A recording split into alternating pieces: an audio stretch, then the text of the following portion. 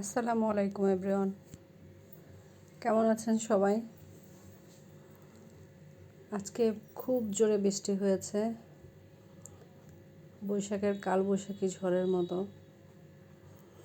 তাই সন্ধ্যার নাস্তা একটু ভাজা পোড়া না হলে কেমন লাগে। আর বৃষ্টির মধ্যে দোকানে দাঁড়িয়ে ভাজা পোড়া কিনে আনার মতো অবস্থা নাই। তাই চিন্তা করলাম বাসায় বানিয়ে দিই কিছু একটা। যথারীতি আমি কিছু ময়দা নিয়ে নিলাম, তার মধ্যে দিয়ে দিলাম লবণ, গোলমরিচের গুঁড়া, এলাচ গুঁড়া,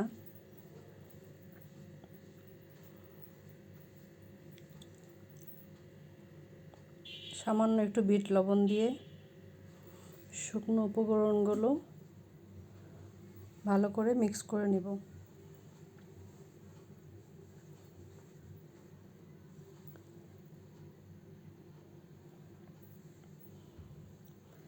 এবার কিছুটা সয়াবিন তেল দিয়ে দিব, 2 চামচ পরিমাণের। দিয়ে এবার খুব ভালো করে ময়দাটা মাখিয়ে নিতে হবে তেলের সাথে। এখানে আপনারা ঘি বা বাটার ইউজ করতে পারেন, আমি খাবারের তেলটাই দিলাম। খুব ভালোভাবে এটা মিক্স করতে হবে। তেলটা যত ভালোভাবে এটা মিক্সড হবে তত সুন্দর খামিরটা তৈরি হবে।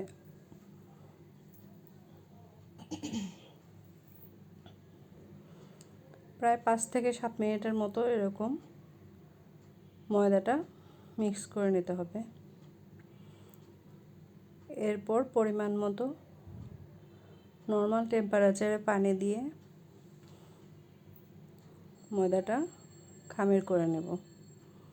প্রথমে একটু আঠালো আঠালো ভাব মনে হবে, পরে উপর থেকে একটু তেল ছড়িয়ে দিয়ে কিছুক্ষণ মাখিয়ে রেখে দেব 20 থেকে 25 মিনিটের জন্য।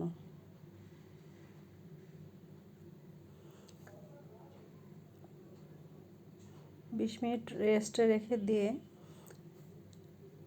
এই টাইমের মধ্যে আমি আরেকটা উপকরণ রেডি করে নেব। সেটা হলো মসুর ডাল, সামান্য একটু লবণ, একটু পানি, সামান্য একটু হলুদ গুঁড়া,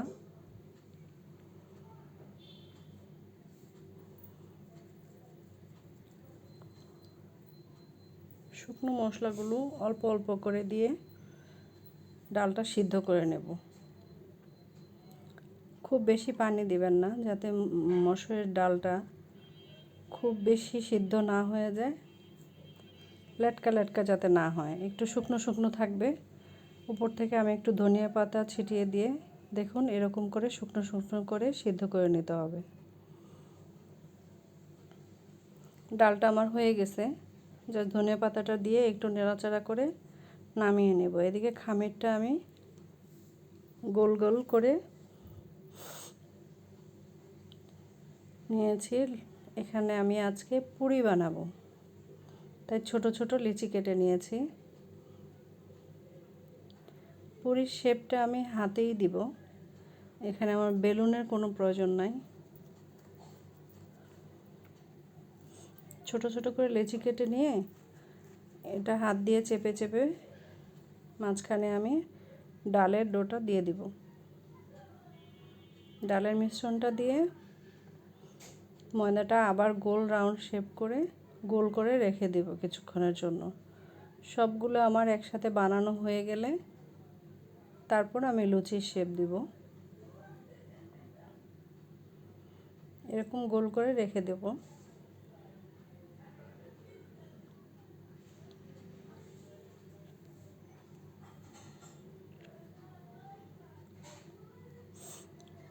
যে কোনো ঠান্ডার সময় ঝড় বৃষ্টির দিন আসছে, আপনারা যে কোনো সময় মন চাইলে এটা ঘরে বানিয়ে খেতে পারবেন।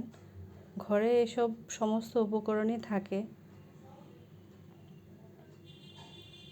তাই খুব বেশি সময়ের প্রয়োজন হয় না। 15 থেকে 20 মিনিট হলেই যথেষ্ট। খামিরটা রেডি হতে যতক্ষণ সময় লাগে।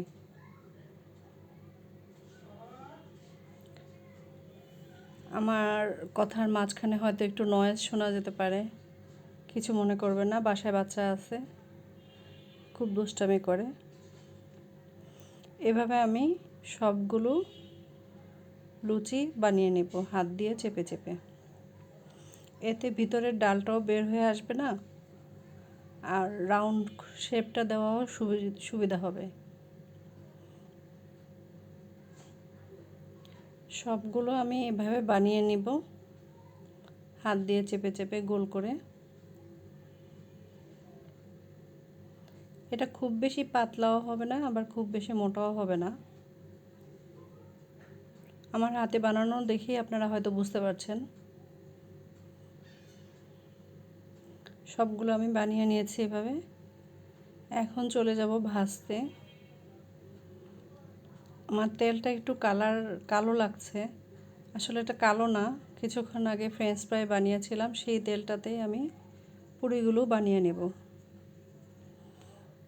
তেলে দেওয়ার কিছুক্ষণের মধ্যেই দেখবেন পুরিটা আস্তে আস্তে ফুলে উঠবে। এটা ডুবো তেলেই ভাজতে হয়। আর আপনারা আমার এই কড়াইটা দেখে কোনো মন্তব্য করবেন না, কারণ এই ধরনের ভাজা পোড়া লোহার এই কড়াইতেই ভালো হয়।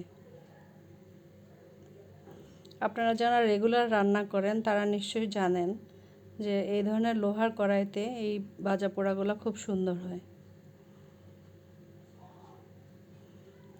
ডুবো তেলে ভাজার জন্য এই কড়াইগুলোই পারফেক্ট।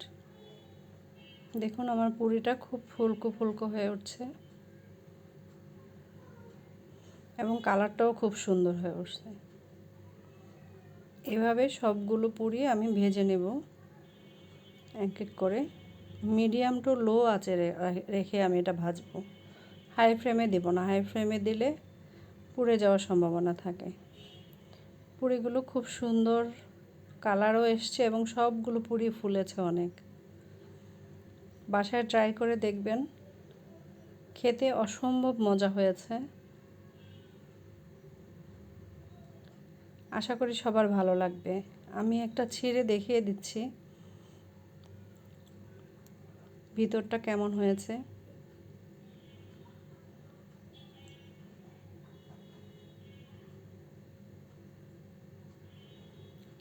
ডাল পুরি এটা আমার মনে হয় 90% মানুষ পছন্দ করে। ভালো থাকবেন সবাই, আমার জন্য দোয়া করবেন। আল্লাহ হাফেজ।